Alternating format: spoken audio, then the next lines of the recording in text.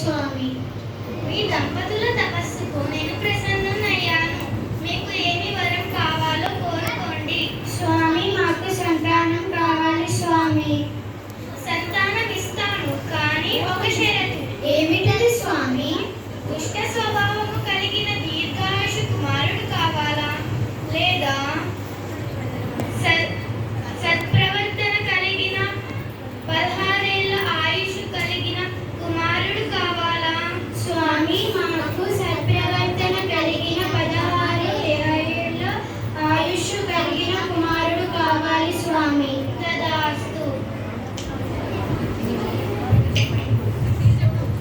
గుణము పంచముండి గొప్ప చదువులున్న ఫలమదేమి వాని విలువదేమి? పంటలేని భూమి 10 ఎకరములేలా, కొంచెమైన చాలు మంచి భూమి. ఆ రకంగా ఆ దంపతులకు శివుని వరమున పుత్ర సంతానం కలిగింది. ఆ బాలునికి మార్కండేయ అని నామకరణం చేశారు. ఆ బాలునికి అన్ని విద్యలు నేర్పించారు, గారాబంగా పెంచారు.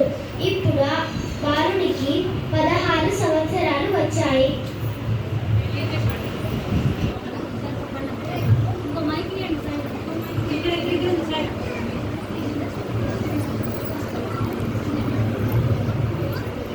మీద బాగుంది కదా.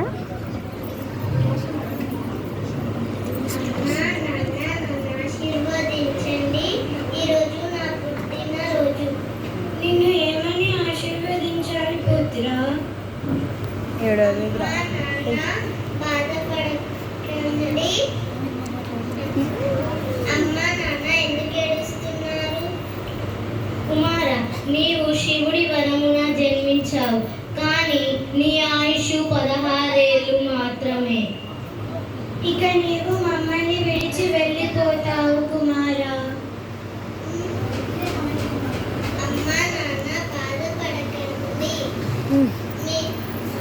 మీరే అన్ని విద్యలు నేర్పించారు కదా, మీరే చెప్పారు కదా, స్వచ్ఛమైన మనసుతో శివుని ప్రార్థిస్తే ఆయన మనల్ని కాపాడుతాడని.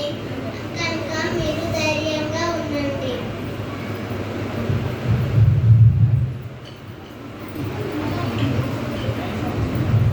ఆ రకంగా మార్కండేయుడు నదీ తీరానికి వెళ్ళి శివలింగాన్ని తయారు చేసి ప్రార్థించడం మొదలుపెట్టాడు.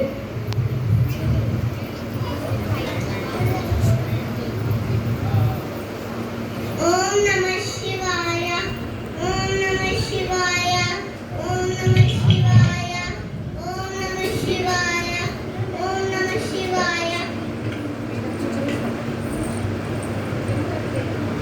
ఓం నమః శివాయ, ఓం నమః శివాయ, ఓం నమః శివాయ, ఓం నమః శివాయ, ఓం నమః శివాయ, ఓం నమః శివాయ. ఆహాహాహా. మార్కండేయ, ఇక నీ సమయం పూర్తి అయింది, ఇంకా లే.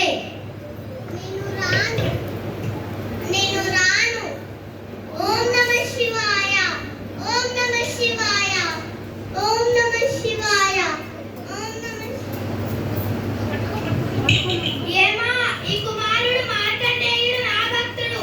నా భక్తుని మీద, నా శివలింగం మీద నువ్వు యమపాశాన్ని విసురుతావా? ఇతను అమరుడు అని కూడా నీకు తెలవదా?